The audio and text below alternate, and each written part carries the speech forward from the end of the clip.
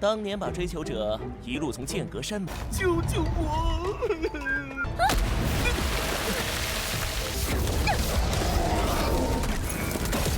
打完收工。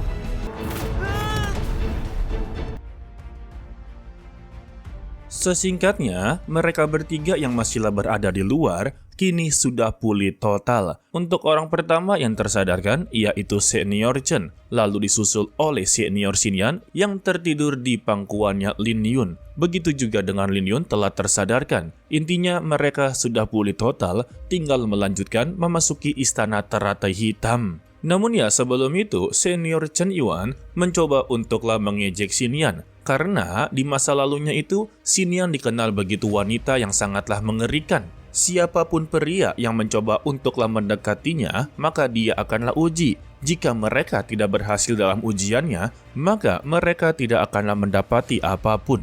Dan kini untuk Lin Yun, dia begitu sangatlah dekat dengan Senior Xinyan. Jadi, Senior Chen teruslah mengejeknya. Kemungkinan terbesarnya kalau Senior Xinyan ini benar-benar telah memilih Lin Yun untuklah menjadi pendampingnya. Terlebih juga untuk Lin Yun adalah orang yang begitu sangatlah berbakat, tampan, dan juga begitu pintar. Namun, belum aja dia melanjutkan ledekannya, Senior Xinyan langsunglah mengonuskan pedang ke lehernya yang membuat Senior Chen cukuplah begitu ketar-ketir. Sembari berkata, inilah yang dia lakukan di masa lalu.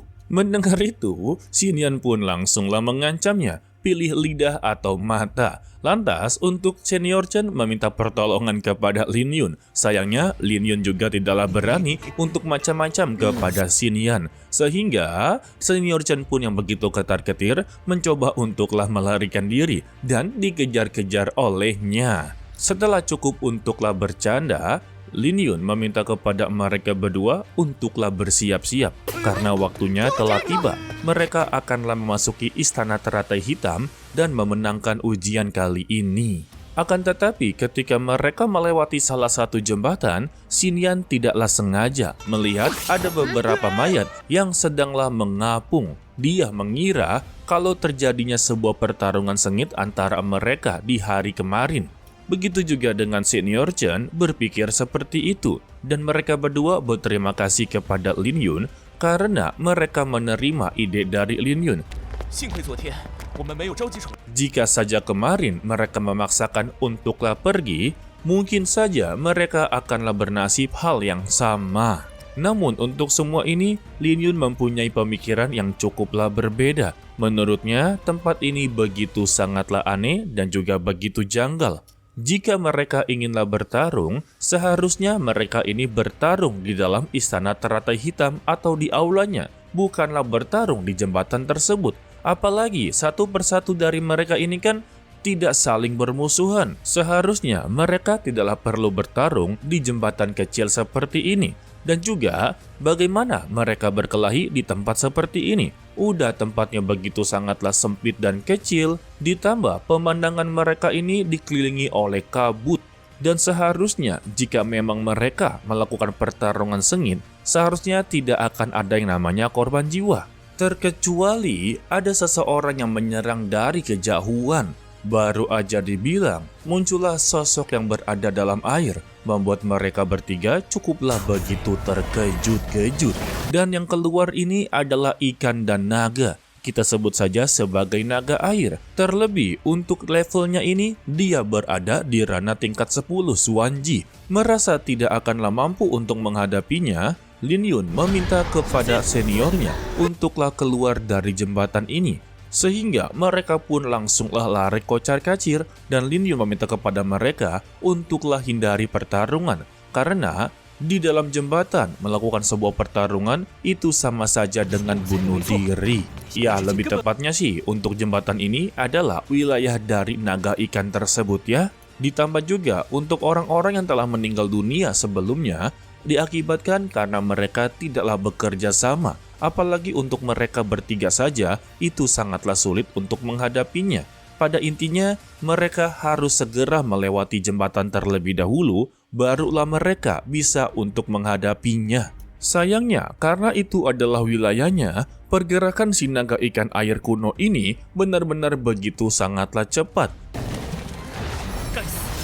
dia juga langsunglah menghadang mereka dari depan, bahkan menghancurkan jembatan tersebut yang membuat mereka tidak bisa untuklah kembali ke tempat asalnya. Dan ketika si naga ikan air ini mendekatinya, senior Chen Yuan langsunglah mengeluarkan pedang api. Hal ini membantu sedikit untuklah si naga ikan cukuplah ketar-ketir. Notabene semua binatang takut dengan api ya.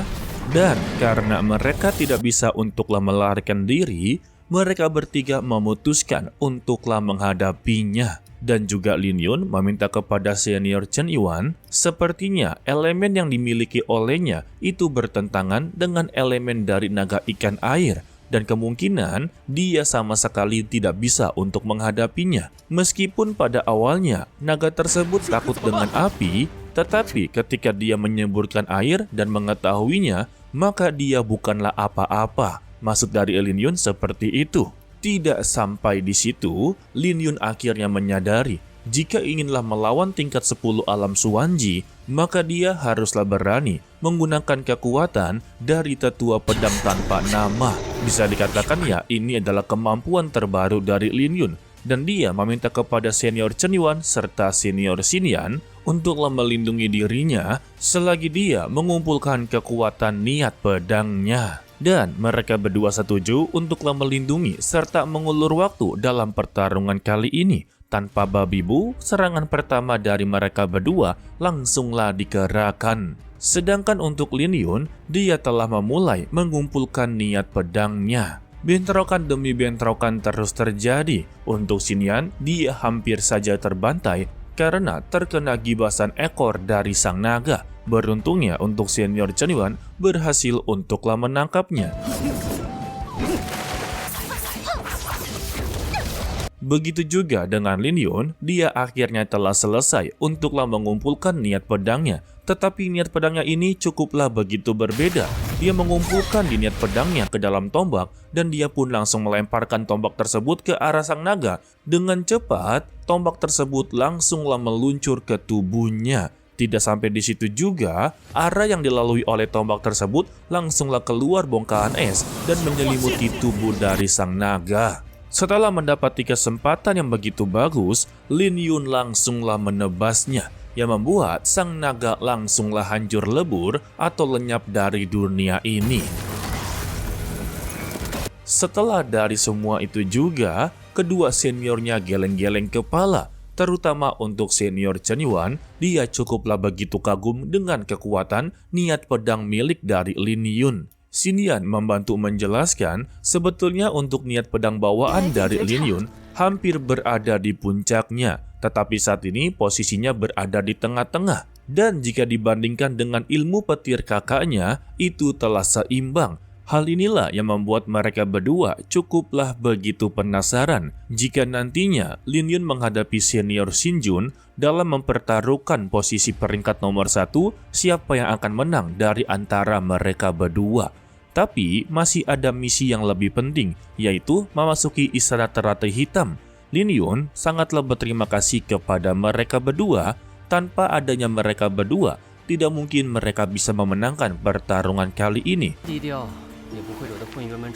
Dan dirinya masihlah mengaku kalau dia masih cukuplah begitu lemah. Sebab untuk mengumpulkan kekuatan niat pedang bawaan, bisa dikatakan masih membutuhkan waktu yang cukuplah begitu lama. Jika dia bertarung sendirian, sangatlah mustahil dia menggunakan teknik seperti itu. Betul sekali ya. Dan senior Chen Yuan mencoba untuklah memotivasinya. Semua kekuatan itu memiliki kelemahan dan kelebihannya masing-masing. Kelemahan dari kekuatan dari Lin Yun ya seperti ini. Jadi dia tidak perlu untuklah merendah hati. Sontak Lin Yun langsunglah membalasnya. Walaupun dia tetaplah rendah hati, Sekte Hunyuan terus-terusan memburu mereka.